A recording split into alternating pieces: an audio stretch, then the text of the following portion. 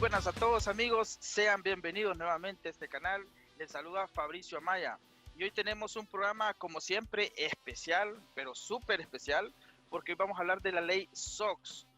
Pero quiero en este momento presentarles al estimado que nos va a hablar, el licenciado Ever Castejón. Mucho gusto, licenciado Ever Castejón, ya ha estado con nosotros, pero quiero darle la palabra a usted para que se pueda de nuevo presentar. Hola, buenos días, Gerson, y a su noble y muy fiel audiencia. Encantado de poder ser tomado en cuenta una vez más, ¿verdad?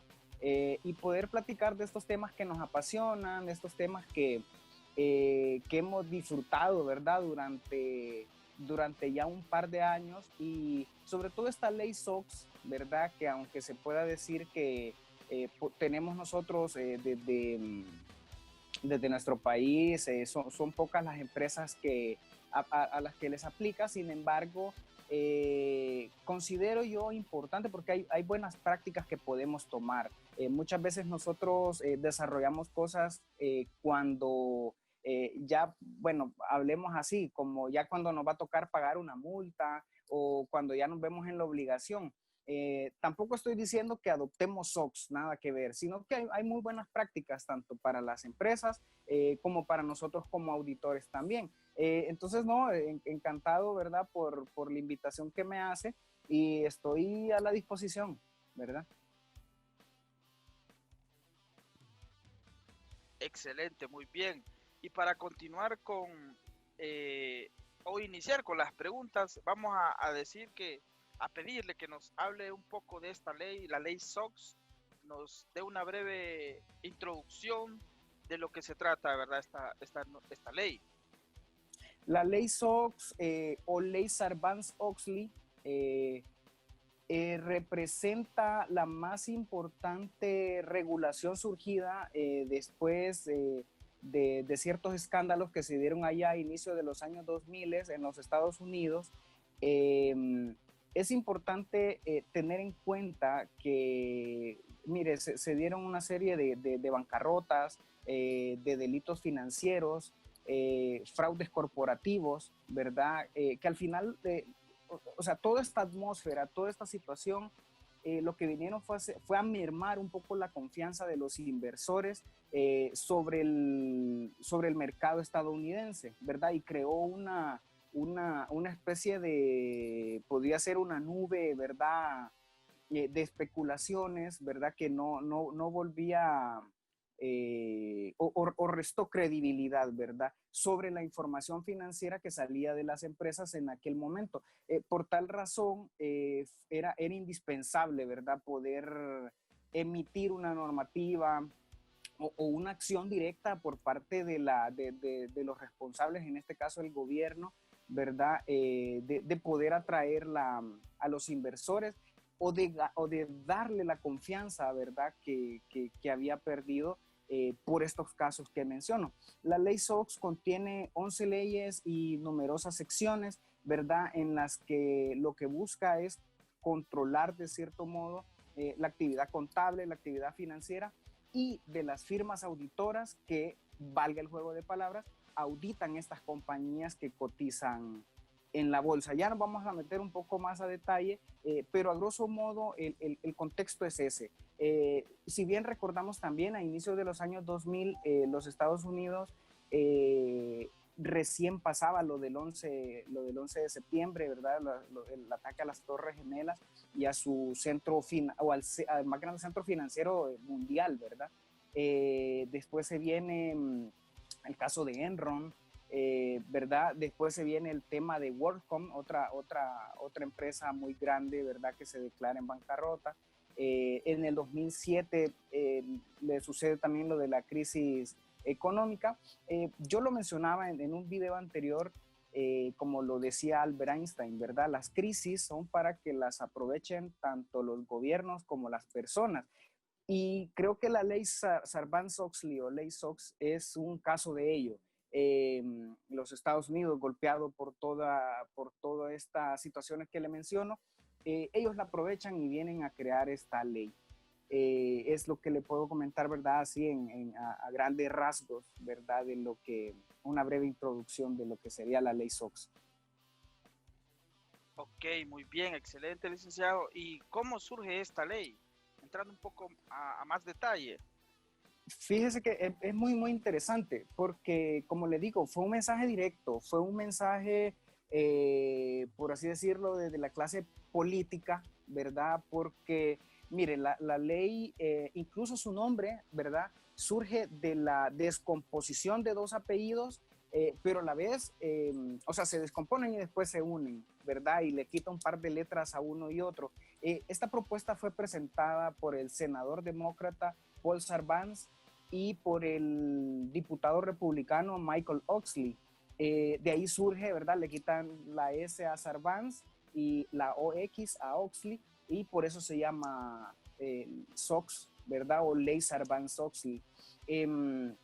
Surge, como le digo, por una necesidad, ¿verdad? Ellos necesitaban fortalecer todo ese entorno o mejor dicho, normar toda la, todo la, por así decirlo, el entorno financiero o de la información financiera que salía de las empresas, que se había visto sumamente debilitado, había poca confianza. ¿Qué sucede también? La ley SOX es aplicable a las empresas estadounidenses que cotizan en cualquiera de las bolsas de valores, ¿verdad? Bien sea en la de Nueva York, en la de Chicago, bien sea igual otra de Nueva York que es la Nasdaq. Eh, ¿Verdad? Entonces, así surge, ¿verdad? Surge por esa necesidad. Ok, muy bien, licenciado. ¿Y cuál es su finalidad de esta ley? ¿Verdad? ¿Qué es lo que El, el, regula?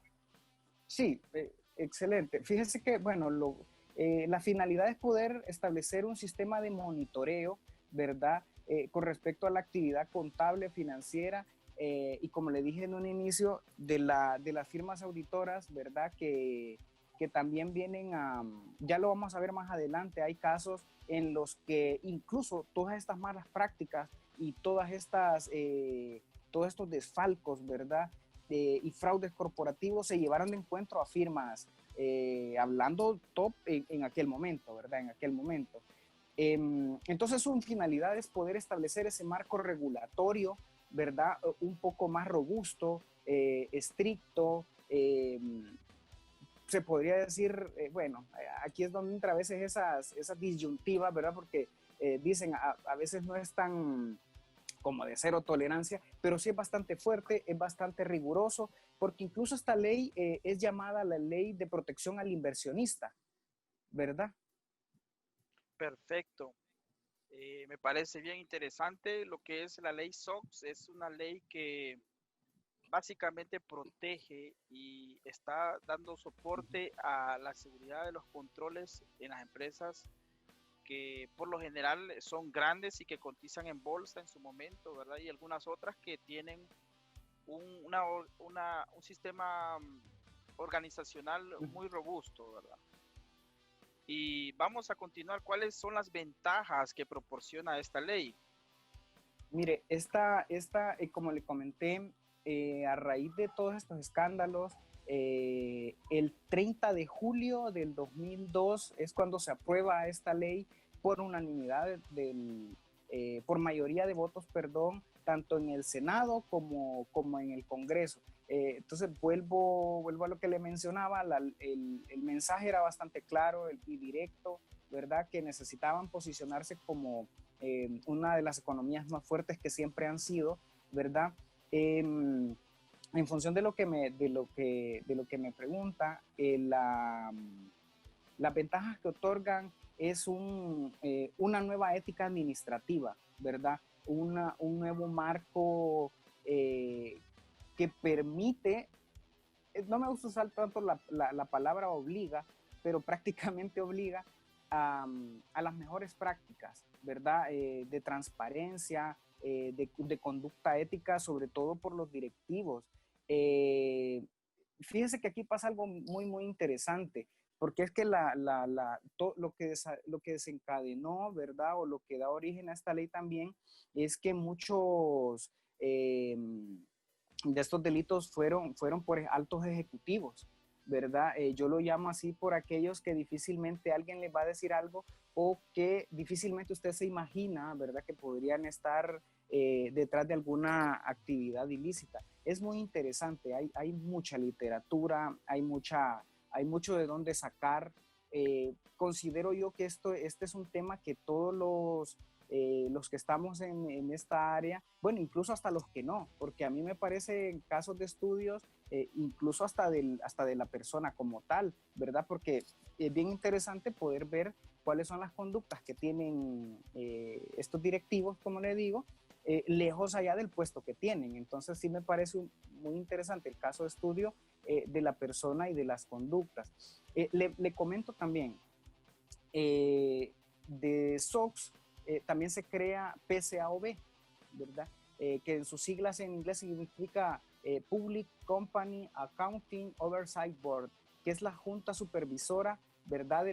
Bueno, se le llama así, de la contabilidad pública para las empresas que cotizan en bolsa. Entonces, de PCAOB es la junta y quien pone las reglas, por así decirlo, ¿verdad? Y el marco a seguir, en este caso para las firmas de auditoría, ¿verdad? Entonces es bastante complejo, es un sistema bastante complejo, bastante interesante. Como le digo, hay ciertas cosas que se pueden tomar, ¿verdad? Y pueden ser de provecho para nosotros también. Perfecto, muy interesante, licenciado Weber. ¿Y qué tan grave puede resultar un control inefectivo bajo esta normativa? ¿O establecer la deficiencia entre control inefectivo y una excepción? ¿Nos puede comentar al respecto? Las sanciones por incumplimiento con cualquiera de los requerimientos de Sarbanes-Oxley vienen desde cargos civiles como penales, ¿verdad? Que pueden llevar o sea, que pueden desencadenar en multas significativas o incluso sentencias de prisión. Entonces, es bien importante establecer la diferencia entre un control inefectivo, ¿verdad? Y una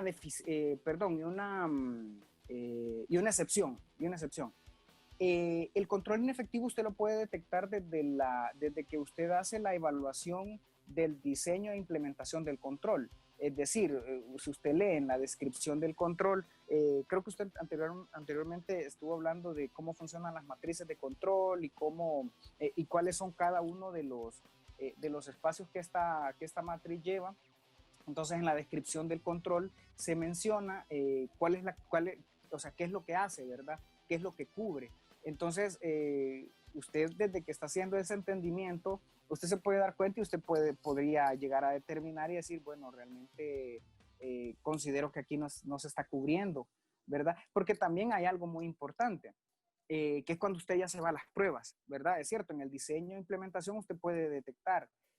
Ya cuando usted está haciendo las pruebas, por así decirlo, si usted tiene, como hay diferentes frecuencias, hay diferentes, y de eso también depende la cantidad de muestras que usted como auditor va a seleccionar para revisión. Entonces la excepción viene siendo, por citar un número, si usted selecciona una muestra de 25 y 2 o 3, ¿verdad? No cumplen tal vez con un atributo de todo el paquete que usted está revisando, ahí habría que evaluar, ¿verdad? Porque no puede usted dictaminar de una vez que es inefectivo, porque ahí de lo que estamos hablando es de una excepción tal vez, ¿verdad? De algo que pudo haber pasado, entonces, o se puede incluso reemplazar la muestra. Por eso le digo yo, incluso siempre invito a poder evaluar el escenario, ¿verdad? Por lo menos, no sé, muy personalmente a mí sí me sirve mucho, como dicen, tirar las cartas sobre la mesa y viendo el panorama completo poder tomar una decisión, pero no venir y de una vez decir, ok, de la muestra tal, había una que no tenía firma, el control es inefectivo.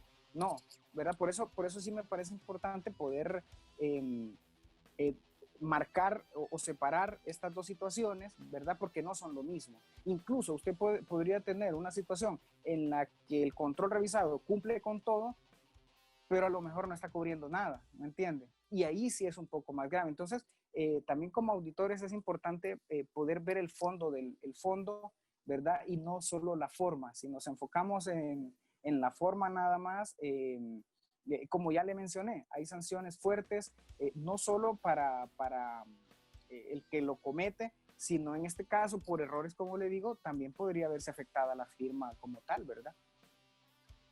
Perfecto, estimado Ever.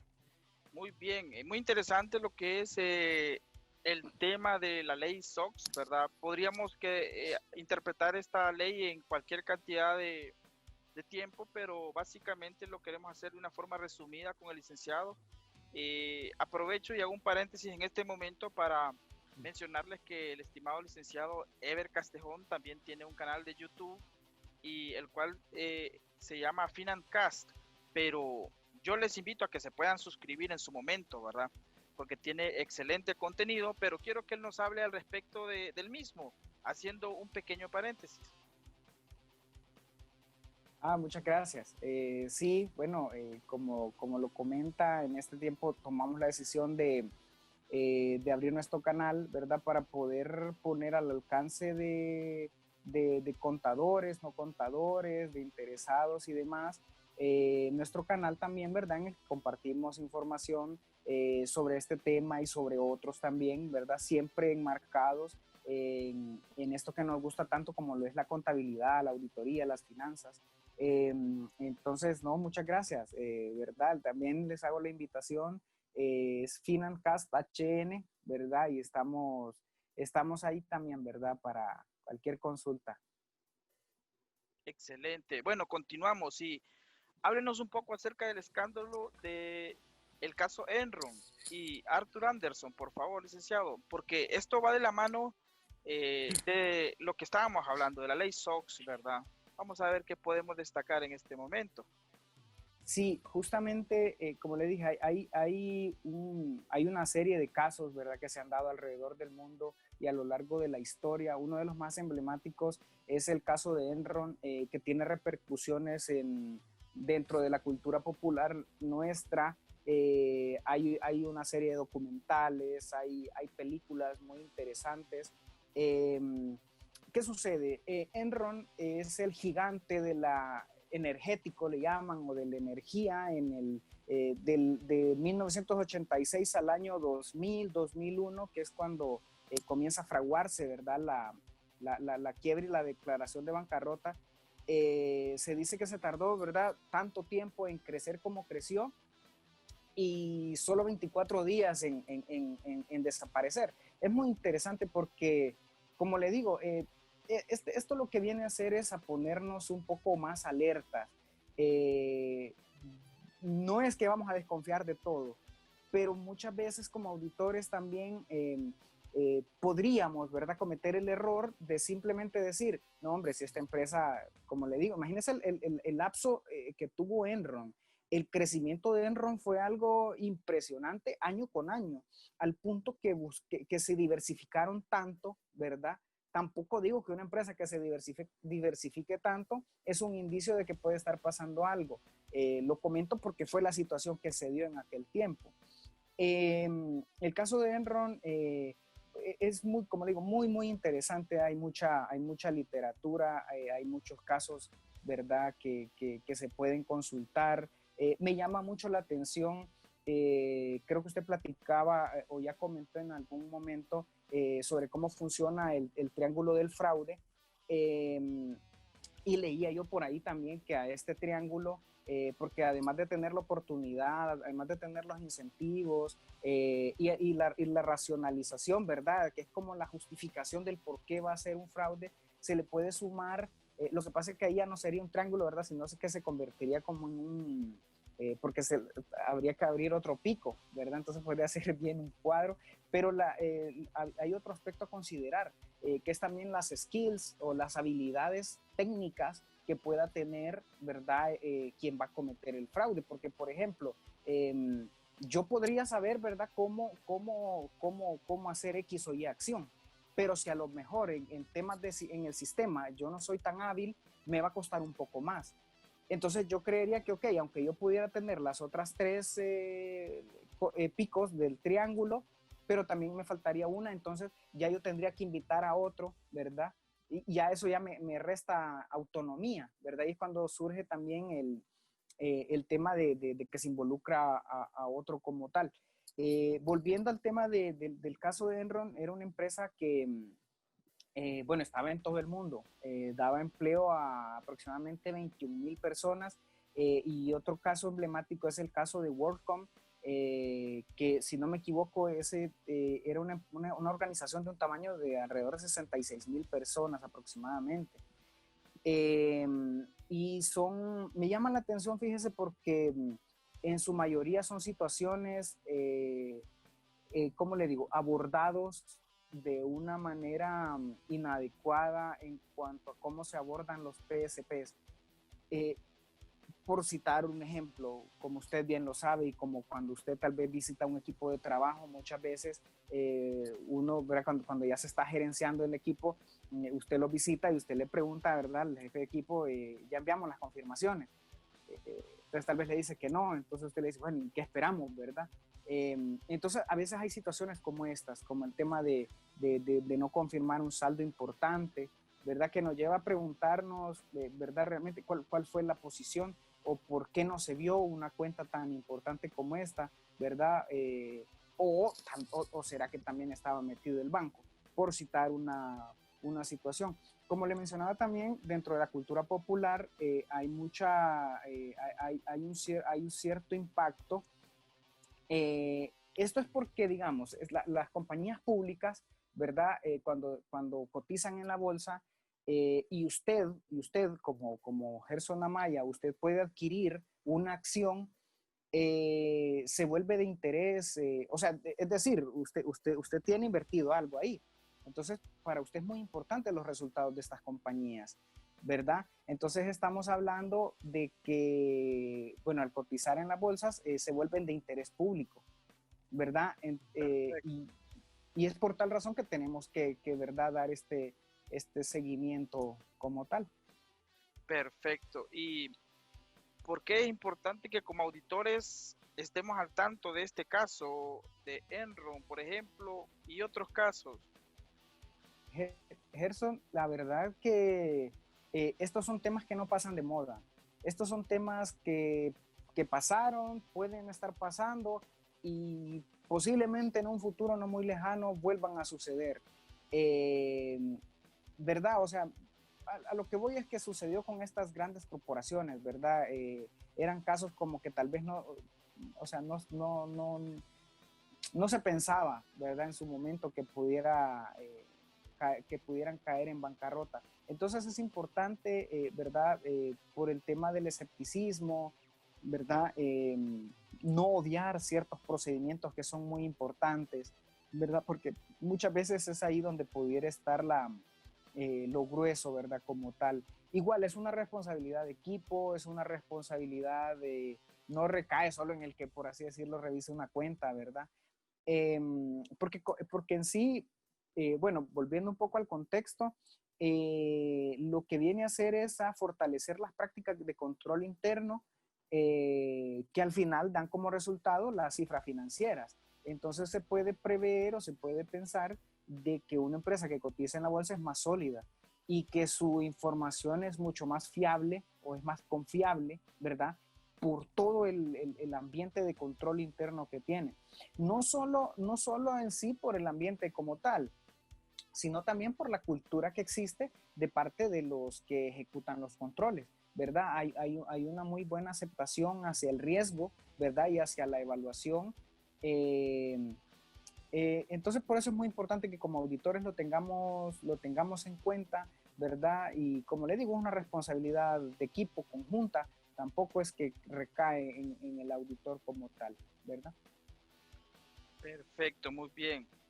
Y para concluir, ¿nos podría ampliar o comentar cómo podría ser aplicable a nuestros equipos de trabajo en auditoría las consideraciones quizás mencionadas para esta ley SOX? O sea, ¿qué consideraciones o conclusiones tomaríamos? Sí, bueno, como le decía desde un inicio, la invitación no es que se aplique SOX o no es que no es que comencemos a establecer los procedimientos como los indica PCAOB. Sin embargo, como le digo, estos no son temas de moda, estos son temas que como auditores es importante que estemos empapados. Como le digo, hay detalles, bueno, el PCAOB dicta directrices al respecto de independencia, viene siendo como el comité, ¿verdad?, de auditoría, solo que PCAOB es para las firmas auditoras que auditan compañías que cotizan en la bolsa. Entonces, ahí tenemos todos los procedimientos, ¿verdad?, de independencia, el tema de cómo abordar el escepticismo profesional, ¿verdad? Entonces, como le digo, tampoco vamos a desconfiar de todo, ¿verdad? Pero siempre mantenernos alerta, y los invito al estudio. Estos son casos, como le digo, ¿verdad? Que incluso denotan hasta cierto nivel cultural importante, ¿verdad? Y la verdad que me encantó. Yo la primera vez que tuve la oportunidad de auditar un ambiente como tal fue allá como en el año 2012. Tuve la oportunidad no solo acá en nuestro país, sino también a nivel de la región. Me llamó mucho la atención el hecho de ¿cómo le digo?, la actitud que mostraba la administración en aquel entonces, ¿verdad? De mucha diligencia, ¿verdad? Claro, con el tiempo yo me fui dando cuenta de por qué era, y era justamente por las sanciones, ¿verdad?, que le pueden traer el hecho de un incumplimiento con SOX. De mi parte, ¿verdad? Eso sería cómo podemos aplicarlo a nuestros equipos de trabajo, ¿verdad? Perfecto, muchas gracias, licenciado Ever. La ley SOX es una ley creada, ¿verdad?, básicamente en el seno de Estados Unidos y sus autoridades para regularizar o mitigar cualquier riesgo que implique en las empresas que cotizan en bolsa, así como lo decía el licenciado Ever, ¿verdad? Sin embargo, hay muchas empresas en las diferentes partes del mundo que también tienen que ver con esta normativa, las cuales deben de apegarse muy bien a ellas y deben de tener una actitud muy positiva para poder cumplir con estos requerimientos y evitar, en conclusión, que suceda una catástrofe, así como sucedió en el caso Enron o en algunos otros casos que mencionó el estimado Ever, ¿verdad? Muy bien, excelente. Muchas gracias, estimado Ever Castejón, por su valiosa información, ¿verdad? No, agradecido con usted, con la oportunidad. Estamos siempre a la disposición, ¿verdad? Y encantado de poder discutir sobre estos temas que son tan importantes, que como le digo, no porque no lo tengamos que hacer, o sea, de verdad, de una forma imperativa, no quiere decir que no los debamos leer, ¿verdad? ¿Verdad? Siempre considero ese un gran paso, y adoptando las mejores prácticas que podamos sacar. Como le digo, no es que vamos a sacar el manual completo, pero sí hay conductas, ¿verdad?, importantes que tampoco nos van a hacer daño, ¿verdad?, si como auditores las adoptamos. Entonces, no, encantado de compartir con usted, y estamos a la orden, ¿verdad?, también para cualquier consulta, ¿verdad?, que surja de los días venideros, y muchas gracias, Gerson. Bueno, muy bien. Esto ha sido todo por hoy, amigos. Muchas gracias. Esperamos puedan dar like al video y puedan compartirlo y puedan suscribirse los que no lo han hecho. Y hasta la próxima. Muchas gracias.